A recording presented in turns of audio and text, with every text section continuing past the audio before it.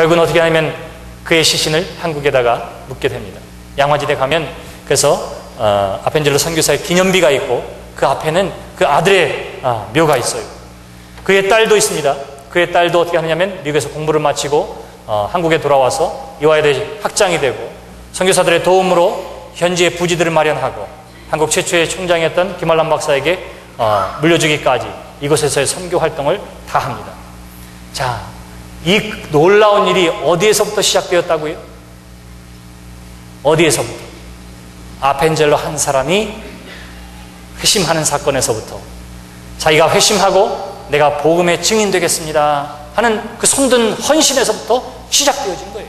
시작되어진 거예요. 한 사람의 변화를 하나님께서는 우습게 여기지 않습니다. 한 사람의 변화를 통해서 민족을 구원하시는 일을 하나님께서 해내시는 줄 믿습니다. 그러므로 중요한 것은 어디에 있느냐 하면 나 한 사람이 변화되는 데 있습니다. 나 한 사람이 변화되는 데 있습니다. 여러분, 1620년대에 미국에 이민자들이 오기 시작했습니다. 청교도의 신앙을 가지고 열심으로 신앙생활을 했어요. 제가 뉴저지에서 공부했는데 거기 가면 올드타운의 1번지는 다 교회입니다. 교회부터 세웠어요. 근데 그 놀라운 신앙이 1세대, 2세대를 넘어가지를 않아요. 3세대쯤 됐을 때는 어떻게 하느냐면 학교에서 회심한 사람이 1년에 2사람밖에 되질 않았습니다. 그러니까 그들의 신앙은 점점 쇠퇴하고 말았던 거예요. 그러한 때에 조지 위필드 같은 사람들이 어떻게 하느냐면 다시금 부흥운동을 시작합니다. 모라비안 교도의 영향을 받아서, 독일 경건주의의 영향을 받아서, 그 당시에 웨슬리 형제의 부흥운동의 영향을 받아서 미국에서도 부흥운동이 시작해요. 그것이 1차 대각성운동입니다. 그래서 이 미국이 다시 한번 회복되는가 했더니 다시금 독립전쟁을 치르면서 어떻게 하냐면 미국 땅이 다시금 침체하기 시작하는 거예요. 도덕적으로 해이해지기 시작했습니다. 예수 믿는 사람들 가운데 회심하는 사람들은 별로 없고 교회에 출석하는 사람들도 점점 줄어들기 시작했습니다. 바로 그러한 때에 다시금 하나님의 부흥의 역사가 저 필라델피아를, 뉴저지를 중심으로 다시 일어나게 되는 거예요. 다시 찰스 피니 같은 사람이 그런 사람입니다. 대학에서 부흥운동이 일어나게 되고 텐트 리바이벌을 시작합니다. 그래서 텐트를 치고 사람들이 모여서 일주일씩 금식하며 기도하며 예배하는 일들이 나타나게 된 거예요. 여기에 오늘날 이 미국 교회의 부흥의 역사가 시작된 거예요. 근데 놀라운 사실이 있습니다. 그럴 때에 바로 그 부흥운동의 중심의 끄트머리에 있었던 사람이 누구냐 하면 바로 아펜젤로 선교사예요. 2차 대각성운동의 부흥운동의 끝마무리에 이 아펜젤로 선교사가 은혜를 받습니다. 그리고 회심하게 된 거예요. 그리고 이 부흥의 불씨이 어디로 옮겨지냐 하면 한국까지 나아가게 된 거예요. 가만히 살펴보면 하나님께서는 온 민족을 변화시키는 것이 아니라 한 사람의 변화를 통해서 지역을 변화시키고 나라를 변화시키고 세상을 변화시키는 줄 믿습니다. 오늘 우리에게 필요한 것이 무엇일까요? 어떻게 하면 땅끝까지 이르러 증인될 수 있을까? 어떻게 하면 예수 믿지 않는 저 민족을 향해서 복음을 증거할 수 있을까? 그러나 더 중요한 것이 있는데 그 일은 무엇을 통해서 가능하느냐 하면 지금 이 삶의 자리에 있는 여러분 한 사람의 변화가 온 세상을 변화시킬 수 있는 줄 믿습니다. 우리에게 필요한 것은 그래서 선교의 전략이기 이전에 먼저 예수 믿은 저와 여러분들이 다시금 성령의 불 앞에서 회개하고 믿음 가운데 바로섬을 통해서 하나님의 역사가 나타나는 그 일들이 바로 이 자리에 여러분들의 삶 가운데 여러분들의 교회 가운데에 있어져야 할 줄 믿습니다. 부흥의 역사는 전염성이 있어요. 전염성이 있습니다. 한국의 대부흥운동은 1907년 장대현 교회를 중심으로 일어났습니다. 그러나 그 이전에 이미 1903년도에 어떤 일이 있었느냐 하면 메리 화이트라고 하는 남감리교 선교사가 있었습니다. 근데 그 사람이 모여서 사경회를 시작했어요. 그때 사경회 강사가 하디 선교사였습니다. 그분도 남감리교 출신 선교사예요.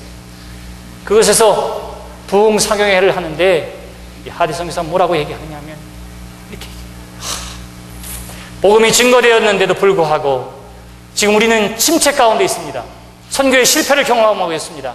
가만히 살펴보니까 그 책임은 어디에 있느냐 하면 한국 국민에게 있는 것 아니요, 예수 믿는 그 누구에게 있는 것 아니라 복음을 증거하기 온 나 자신에게 있었습니다.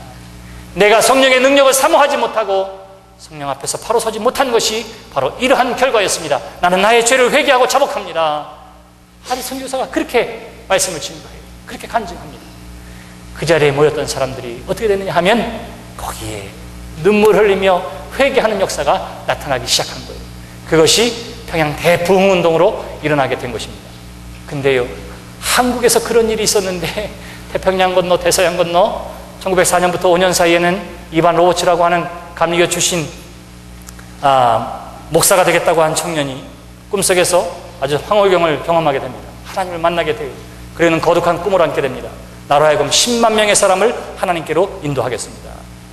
그렇게 기도하고는 영국 웨일즈 지방에서 설교하기 시작했습니다.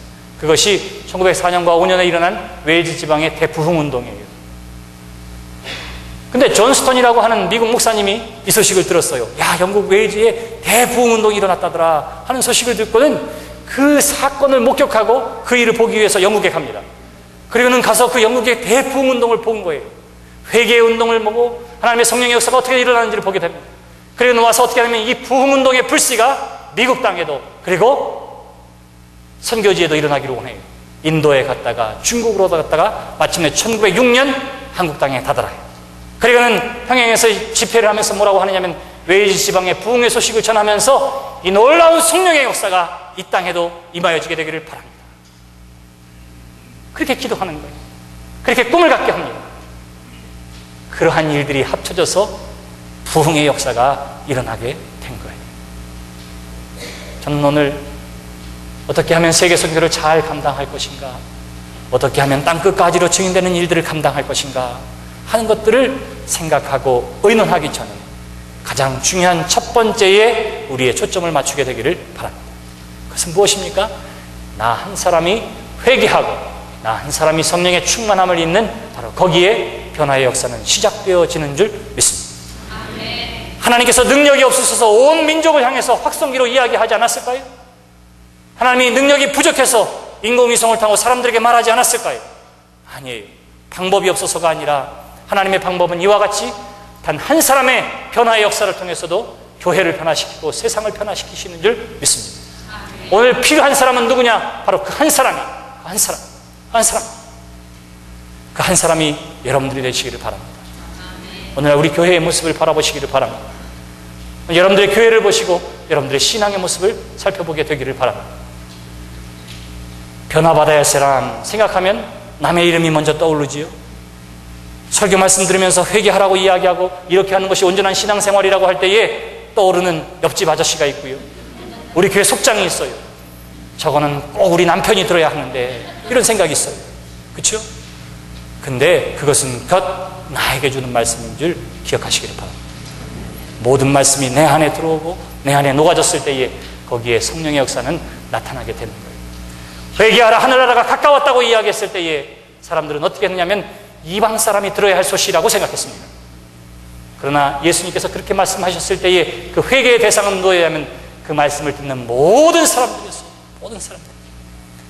오늘날 교회가 점점 힘을 잃어가고 능력을 잃어가는 이때에 부흥의 불길이 일어나기를 간절히 원한다면 다시금 복음 앞에 서야 할 사람은 누구냐면 바로 저와 여러분들인 줄 믿습니다.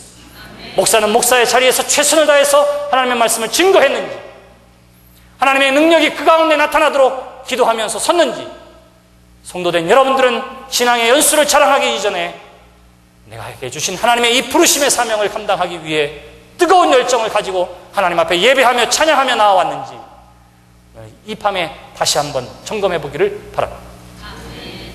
성령의 충만함을 입으라. 그래요. 충만함은 은혜 받고 그냥 개거품 물고 쓰러지고 입신하고 막 이런 것만 생각하지요. 성령의 충만함 받으면, 성령의 충만함은 성령의 온전한 다스리심을 이야기합니다. 내 안에 성령이 꽉 차 있으면 내 생각은 없어지는 거예요. 오로지 성령의 생각으로, 성령의 지시함으로 가득 차게 됩니다. 성령이 하라고 하는 것에 일하게 되고 성령이 보라고 하는 것에 보게 되는 거예요. 우리의 관점이 달라지는 거예요. 그 역사가 우리 가운데 일어나게 될 때에 교회는 부흥하게 될 것이요, 이 부흥의 역사는 교회의 울타리를 넘어서 지역을 변화시키고 나라를 변화시키고 땅끝까지 이르게 될 것입니다.